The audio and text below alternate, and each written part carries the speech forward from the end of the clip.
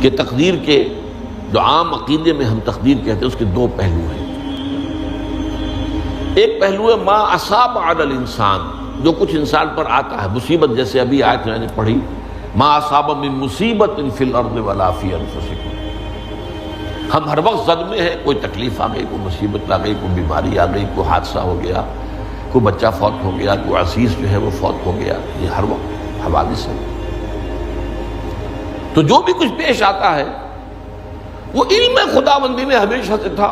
یہی وجہ ہے کہ ایک اور حدیث ہے ابن الدیلمی سے، لمبی حدیث ہے وہ، لیکن اس کے اندر جو آخری ٹکڑا ہے وَتَعْلَمَ، یعنی انسان کے نجات کے لیے لازم ہے کہ یہ بات بھی تم جان لو انما اصابک لم یکن لیخطئک وانما اخطأک لم یکن لیصیبک وَلَوْ مِتَّ عَلَىٰ غَيْرِ هَذَا، اگر تم اس کے سوا کسی صورت پر ہوگے تو جہنم میں داخل ہو جاؤ گے، دخلت النار۔ یہ جان لو کہ جو چیز تم پر آئی وہ آنی ہی آنی تھی۔ دیکھیے ہوتا کیا ہے، کاش کہ میں اگر یوں کر لیتا تو یہ نہ ہوتا، بس یہی ایمان بالقدر کے منافی ہے۔ جو ہوا ہے وہ اللہ تعالیٰ کے ہاں تو پہلے سے طے تھا، ہونا ہی تھا۔ تمہاری کوئی تدبیر، کاش کہ میں اس وقت یہ کر لیتا، یہ لو، اسی لیے ایک حدیث میں الفاظ آئے ہیں ان کلمۃ لو تفتح عمل الشیطان، اس لو سے، کاش، اس سے شیطانی عمل شروع ہو جاتا، کاش کہ یہ ہو جاتا، کاش میں یہ نہ کرتا، کاش کہ ہو جاتا، تو یہ نہیں۔ تعلم انما اصابک لم یکن لیخطئک، تو جان لے اس بات کو کہ جو چیز تم پر آئی ہے وہ ہرگز ٹلنے والی نہیں تھی۔ کوئی تدبیر تم کر لیتے، کوئی کسی وقت کوئی ہیلا کر لیتے، کوئی تم قدم اٹھا لیتے، کچھ بھی کر لیتے، وہ تو آنی ہی آنی تھی۔ وما انما اخطاک، جو چیز تم سے چھوٹ گئی، رہ گئی، نہیں ملی۔ ایک ویکنسی ایڈورٹائز ہوئی تھی، آپ نے بھی درخواست دی تھی، آپ کو نہیں ملی، اب آپ ہو کاش کہ میں نے فلاں سے سفارش کرا لی ہوتی، بس گئے۔ تو جو چیز چھوٹ گئی وہ چھوٹ جانی ہی تھی، اس میں قطعاً جو ہے کوئی شکل، کوئی تدبیر، کوئی سفارش، کسی طرح کا کوئی بھی ہیلا، کوئی جو ہے اس میں کارگر نہیں ہو سکتا تھا۔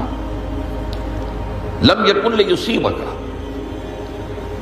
وَمِتَّ عَلَىٰ غَيْرِ ذَلِكَ، اگر تو اس کے سوا کسی کیفیت پر تیری موت واقع ہوئی، اگر یہ یقین نہیں ہے، یہ ہے تقدیر کا وہ مفہوم کہ جس کا تعلق ہے علامہ اصاب الانسان، جو انسان کے اوپر وارد ہو رہا ہے، اس کے ضمن میں تقدیر کا مفہوم کیا ہے کہ جو ہوا ہے وہ تو ہونا ہی تھا، اس میں تو کسی شک و شبہ کی گنجائش نہیں، بالکل قطع اللہ تعالیٰ کا فیصلہ ہے۔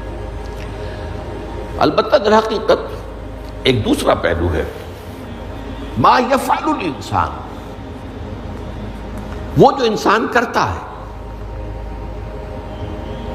یہاں آ کر یہ تقدیر کا مسئلہ بہت ٹیڑھا ہو جاتا ہے۔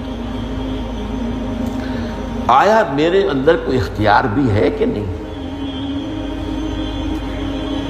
Do I have any free choice؟ یا ہر شخص پہلے سے طے ہے؟ تقدیر کا ایک عام مفہوم یہ ہے، اور اس مفہوم میں بھی بعض روایات بھی ہیں جو اس کی تائید کرتی ہیں کہ ہر چیز پہلے سے طے ہے، لکھی ہوئی ہے۔ اور یہ جو حدیث ہم نے ابھی پڑھی ہے یہ گویا کہ اس کی ایک مثال ہے کہ وہ جو لکھ دیا گیا تھا، فرشتے نے لکھ دیا تھا، رحم مادر میں لکھ دیا تھا، شقی او سعید، یہ بدبخت ہے یا سعادت مند ہے۔ تو ایک شخص پوری عمر نیکی کے کام کرتا رہا، آخری وقت میں آ کر کوئی ایسا حادثہ پیش آ گیا کہ وہ اہل جہنم کے سے کام شروع کر دی اور جہنمی ہو گیا۔ یا ایک شخص ساری عمر جو ہے جہنمیوں کے سے کام کرتا رہا، آخری وقت میں آ کر کوئی ایسی توفیق ملی، کچھ ایسا معاملہ ہو گیا، توبہ کر لی اور اس نے جو ہے اہل جنت کے سے اعمال شروع کر دی۔ تو یہ جو ہے علامہ اصابک کا علیحدہ بات ہے، اور علامہ یفعل الانسان، انسان کیا کرتا ہے، اس میں اس کی قدرت کتنی ہے، اور یہ ہمارے ہاں فلسفے کا بڑا مشکل موضوع ہے، اسی کا نام ہے جبر و قدر۔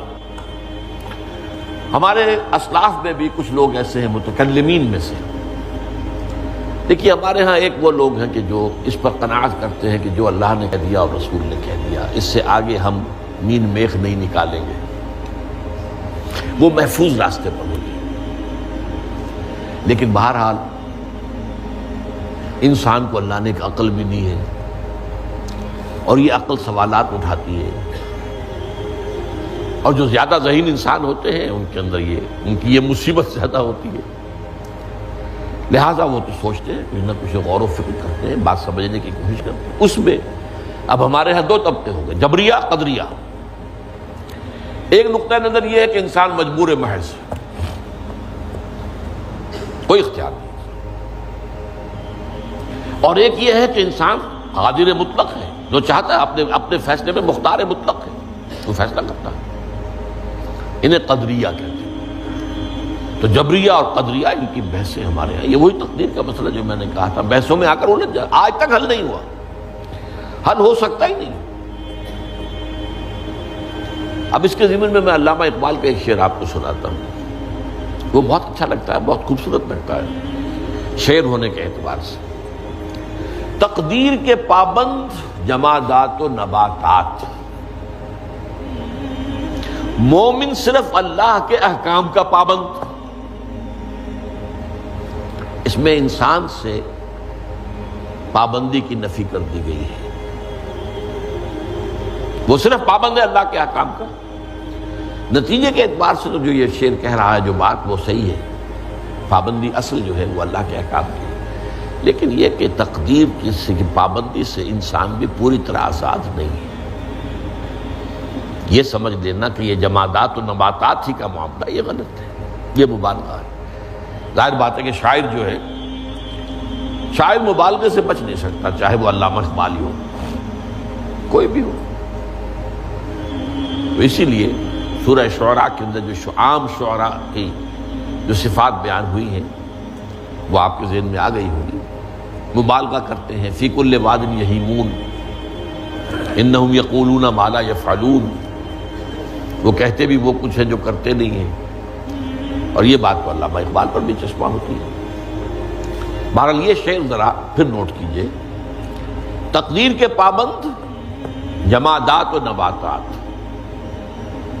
مومن صرف اللہ کے احکام کا، کوئی بات صحیح نہیں ہے۔ انسان بہت سے اعتبارات سے مجبور ہے۔ سب سے پہلے جو ہے انسان کے اندر ایک تقدیر نوعی ہے، نوع انسان۔ چھوٹی سی چڑیا اڑتی پھرتی ہے، انسان نہیں اڑ سکتا۔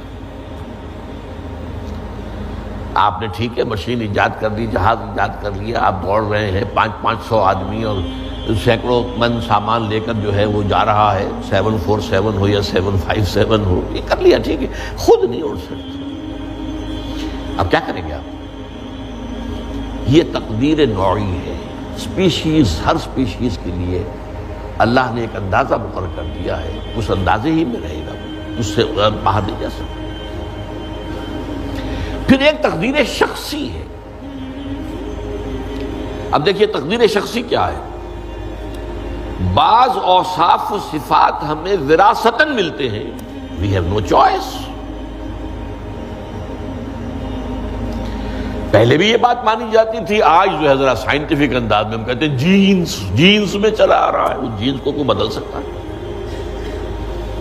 جو جینز بھی آپ کو ملے اپنے والدین کی طرف سے، وہ آپ کی شخصیت کا ظاہر بات ہے کہ فیصلہ کن طرز پر اس کو ڈھال دیتے ہیں۔ جینز ہے، پابندی ہے۔ نمبر دو یہ کہ خاص طور پر جو گھر کا ابتدائی ماحول ہوتا ہے، ماں کی گود اور ابتدائی گہوارہ گھر کا، اس کے جو اثرات مرتسم ہو جاتے ہیں شخصیت کے اوپر، وہ بھی بڑے مستقل ہوتے ہیں، پختہ ہوتے ہیں۔ ان دونوں چیزوں کو ضرب دے لیجئے، hereditary factors multiplied by environmental factors, اس سے مل کر ایک شے تیار ہوتی ہے جس کو قرآن کہتا ہے شاکلہ۔ قل کل یعمل علی شاکلتہ فربکم اعلم بمن هو اہدی سبیلا، سورہ بنی اسرائیل۔ شاکلہ کسے کہتے ہیں؟ شاکلہ شکل دینے والی شے۔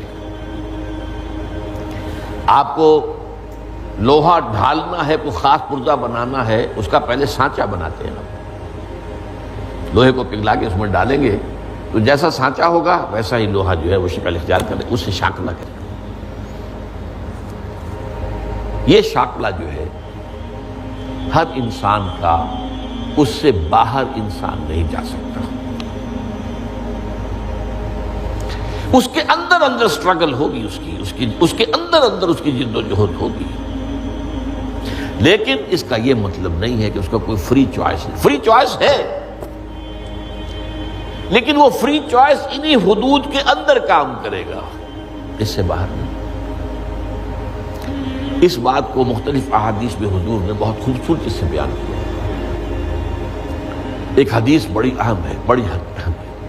الناس کالمعادن،